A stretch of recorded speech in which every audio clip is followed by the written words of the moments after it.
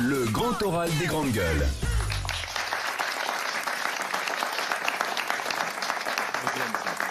Monsieur François Asselineau, bonjour, bienvenue. Nous recevons donc le chantre du Frexit. Ça, c'est votre marotte, le Frexit. On peut reconnaître que, contrairement à d'autres qui, sur l'Europe, ont changé de position, notamment c'est le cas de Marine Le Pen, qui n'est plus pour la sortie de l'Union européenne. Vous restez fidèle à cette ligne. Pourquoi ? On va dire que c'est bien, vous avez une conviction, vous la défendez, mais on peut penser aussi qu'à force de revenir chaque fois devant les électeurs avec la même idée qui a priori ne reçoit pas l'assentiment de tout le monde, c'est de l'acharnement. Je vous trouve un peu culotté de dire ça, parce que s'il y a bien des partis qui reviennent devant les électeurs depuis 40 ans aux élections européennes, ce sont tous les partis qui proposent aux Français de changer d'Europe. Tous les 5 ans, on nous propose de changer d'Europe, sans jamais expliquer aux Français que ça n'est pas possible. Parce que pour changer l'Europe, il faut modifier les traités européens. Ça ne dépend d'ailleurs pas des parlementaires européens, ça dépend des gouvernements. Et Ce ne sont pas les députés européens qui peuvent changer les traités. Mais non, vous savez très bien que les parlementaires européens ont peu de pouvoir. Giscard l'a rappelé il y a quelques semaines. Et pour changer les traités européens, il faut l'accord de 28 gouvernements et ensuite l'accord de 28 parlements ou référendums. Ça fait 56 accords. Et ceux qui défilent devant les Français pour proposer une autre Europe ne se posent jamais la question de savoir ce qu'en pensent les autres pays. Donc nous, c'est la deuxième fois qu'on se présente aux élections européennes et nous proposons aux Français de sortir de l'Union européenne, de nous libérer en fait de l'Union européenne et de l'euro. Mais ce n'est pas un objectif en soi. Notre objectif, c'est de rendre aux Français leur démocratie, d'empêcher la dégringolade du niveau de vie, la destruction de l'industrie, la destruction de l'agriculture. C'est tout ça qu'il s'agit. Et arrêter également de nous aligner diplomatiquement et militairement sur les États-Unis d'Amérique. Quand on voit comment ça se passe avec l'Angleterre qui n'est toujours pas sortie de l'Union européenne, le fameux Brexit qui est devenu un feuilleton difficile à suivre d'ailleurs, ça donne pas tellement envie de s'engager dans cette voie-là en fait. Mais ça, c'est une vision des choses complètement erronée. Ce qui est difficile, ça n'est pas de sortir de l'Union européenne. D'ailleurs, le Groenland était sorti du marché commun. L'île française de Saint-Barthélemy dans les Antilles est sortie de l'Union européenne en changeant de statut. Le problème n'est pas là. Le problème, c'est que les parlementaires britanniques qui sont majoritairement anti-Brexit, refusent d'appliquer ce que le peuple britannique a décidé. C'est ça le problème, c'est que les européistes refusent le suffrage universel. On l'a vu en France, la même chose, 55% des Français ont voté non à la Constitution européenne. Il s'est passé quoi ? Il s'est passé que pendant 2 ans et demi, les européistes ont fait le gros dos, et fin 2007, eh bien, on a ratifié dans le dos des Français, c'est-à-dire les parlementaires, ont ratifié dans le dos des Français la Constitution européenne. Oui, c'était écrit en tout petit, et c'est pas là-dessus que les gens s'étaient décidés. C'est-à-dire que nous avons affaire à un véritable problème de démocratie. D'ailleurs, si le Brexit se passait si mal, on nous a expliqué que les Britanniques étaient ravagés de remords, ils regrettaient leur vote. Vous avez vu les sondages pour Nigel Farage ? Nigel Farage et son parti du Brexit est en train de pulvériser la scène politique britannique telle qu'on la connaît depuis 2 siècles. C'est-à-dire qu'il est en train, avec son parti du Brexit, de faire plus de voix que le Parti conservateur et le Parti travailliste réunis. Et il s'agit en fait d'un problème de démocratie sur le continent européen. Voilà la question. La démocratie a été confisquée selon vous alors ? En France, oui. 55% des Français, dont moi, avons voté non à la Constitution européenne. Ça n'a pas été, et ça n'a pas. C'est le contraire qui a été, puisque le même texte a été adopté par nos prétendus représentants. D'ailleurs, au passage, Monsieur Truchot, je voudrais vous féliciter. Parce que vous avez dit, il y a quelques jours, vous avez dit quelque chose que je crois extrêmement juste.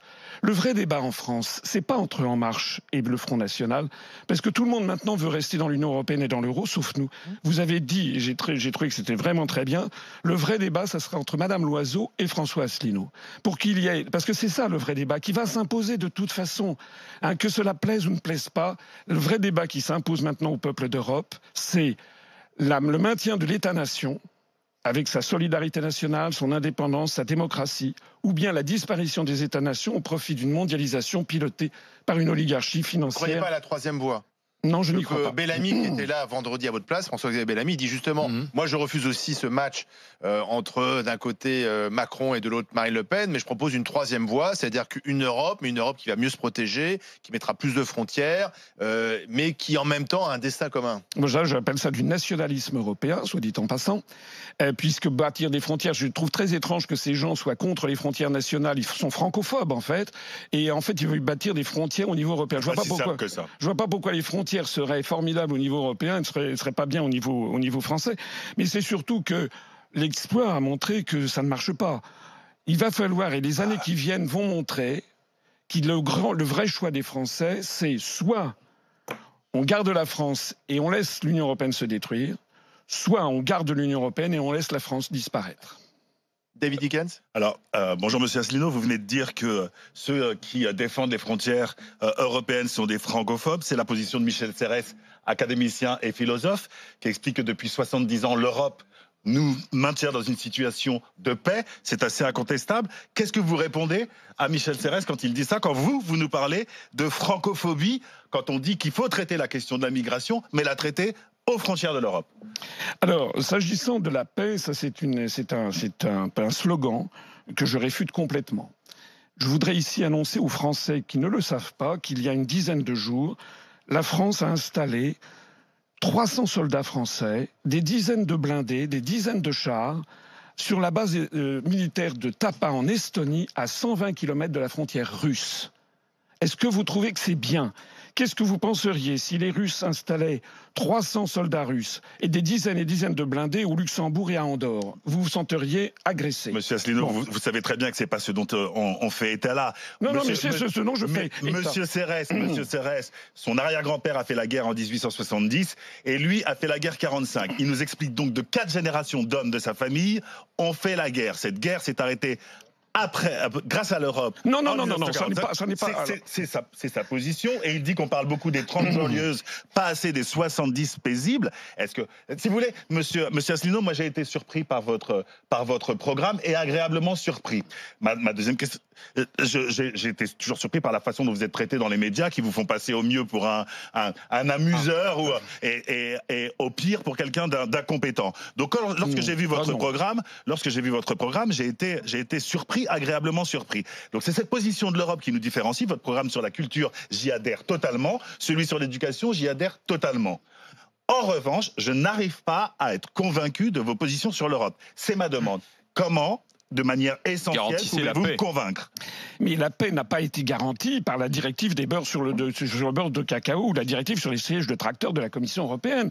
S'il y a eu la paix sur le continent européen après la Seconde Guerre mondiale, c'est pour tout à fait autre chose. C'est parce que vous aviez l'OTAN d'un côté et le pacte de Varsovie de l'autre, et qu'il y avait ce qu'on appelait la destruction mutuelle assurée, qui assurait que s'il y avait une guerre, ça serait la vitrification nucléaire complète. C'est pour ça qu'il y a eu la paix. Et d'ailleurs, par exemple, elle continue aujourd'hui. Absolument. Non. Pourquoi? Attendez, laissez-moi parler. François Mitterrand, dans son dernier ouvrage, enfin un livre de confidences fait à Georges-Marc Benamou, c'était quelques semaines avant qu'il meure, François Mitterrand a dit « La France est en guerre et les Français ne le savent pas. C'est une guerre d'un genre nouveau. Une guerre sans mort apparemment et pourtant une guerre à mort. Les Américains veulent un pouvoir sans partage sur le monde. » Là, ce qu'il faut bien comprendre, c'est d'où la volonté de s'unir pour résister face d'un côté à Donald Trump et de l'autre face à la Chine. Mais attendez, est-ce que vous y croyez vraiment à ça? Vous savez pourquoi les pays de l'Est sont-ils entrés en 2005? Pourquoi? C'est parce que George W. Bush a fait la tournée des pays de l'Est, et dans son discours à Varsovie, il a dit qu'il fallait que tous les pays de l'Est entrent dans l'OTAN, puis dans l'Union européenne. Nous faisons bon accueil à une Europe vraiment unie. Reprenez, alors je renvoie les auditeurs à notre site upr.fr, excusez-moi de faire de la publicité. Allez voir ma conférence qui s'appelle « Qui gouverne la France ?» Quelle a été la stratégie américaine après la Seconde Guerre mondiale? Et ne me dites surtout pas que l'Union européenne a vocation à s'opposer à la Chine. Ce n'est pas vrai. Ce n'est pas vrai parce que la Chine est devenue un très grand investisseur, par exemple en Italie ou en Grèce. D'ailleurs, l'Italie et la Grèce maintenant ont embrayé sur le projet des routes de la soie. Et puis aussi, vous savez que l'Allemagne fait un commerce extérieur considérable avec la Chine. Donc, de toute façon, vous n'aurez pas d'opposition à l'intérieur de l'Union européenne vis-à-vis de la Chine. Vous êtes très bon pour démonter cette Union européenne critiquée. Effectivement, elle est critiquable. Il y a beaucoup de choses qu'on a du mal à comprendre. Mais vous êtes plus difficilement... on a du mal à être convaincu par l'idée qu'en étant seul, finalement, que la France se replie un peu sur elle-même, elle pourrait faire face à ces défis qui sont les défis de la mondialisation, les défis de la concurrence. Mais pourquoi voulez-vous que la France... Le défi des échanges. Et pourquoi voulez-vous que la France soit seule? Où est-ce que vous avez vu que je voulais les frontières? Mais non, d'abord, nous, s'agissant des frontières terrestres, on a proposé sur Schengen que ce soit soumis au référendum des Français. Deuxièmement, est-ce que vous croyez que la Suisse est seule? La Suisse, c'est le pays du monde qui a le plus de conférences internationales. Et croyez-vous a quand même moins d'influence que la France. Oui, mais c'est un petit pays. Mais la façon que la Suisse a de protéger ses frontières et donc sa production intérieure, c'est quand même assez particulier, vous avouerez. Oui, ben, ils font un protectionnisme intelligent, notamment pour les produits agricoles. C'est-à-dire qu'au moment de la récolte de fruits, par exemple de cerises ou de fraises, parce qu'il y a des cerises et des fraises en Suisse, ils font monter les droits de douane sur les produits d'importation. Oui. Mais dès que c'est fini, ils font baisser de telle sorte que les consommateurs peuvent acheter des fruits ailleurs. Regardez les agriculteurs du Sud-Ouest en ce moment, ils sont extrêmement mécontents de la concurrence parce qu'on est en train de détruire l'agriculture française avec ce système. Je suis totalement convaincu, c'est bien là où moi, ma vision de l'Europe, c'est d'abord plus d'Europe que moins d'Europe comme vous le proposez. C'est qu'aujourd'hui, la première bouche solvable du monde, c'est l'Europe. C'est comme ça. Et que dire aujourd'hui, on va sortir complètement de l'Europe, c'est se couper d'un marché. Mais j'entends aussi les problèmes de l'Europe et on ne peut pas se faire de la concurrence, alors sur les produits agricoles, ce que je connais, entre États européens, avec des cahiers des charges différents, avec des coûts sociaux différents, avec des réglementations différentes. Mais pourquoi voulez-vous perdre un marché? Je ne comprends pas. Je ne comprends pas. Si vous voulez, lorsque la France sera sortie de l'Union européenne... Parce que quand nous, on va se mettre des droits de douane qui vont nous protéger des importations, les autres, ils vont faire la même chose. Mais on verra au cas par cas. Vous n'allez quand même pas me faire croire que les pays d'Europe vont arrêter d'acheter du vin français, du champagne français, des produits français alimentaires. Les Italiens en vin vont nous, les Espagnols qui vont rester au sein de l'Europe vont nous piquer des marchés dans des pays qui produisent pas de vin. Mais ça, c'est vous qui le dites. C'est vous qui le dites. Moi, ce que je vois, c'est que depuis, plus on construit l'Europe et plus l'agriculture française est en cours de destruction. Il faut quand même à un moment ou à un autre arrêter de faire des prophéties et faire le bilan et comparer les prophéties qui avaient été faites il y a 30 ans, 20 ans, 10 ans et le résultat. La construction européenne ne fait jamais le bilan de ces opérations. François Asselineau, vous restez avec nous. Suite du grand oral des GG dans un instant avec l'avocate Marianne Soubré qui a une question, ou plusieurs d'ailleurs, à vous poser. François Asselineau dans le grand oral des GG. RMC jusqu'à midi. Les grandes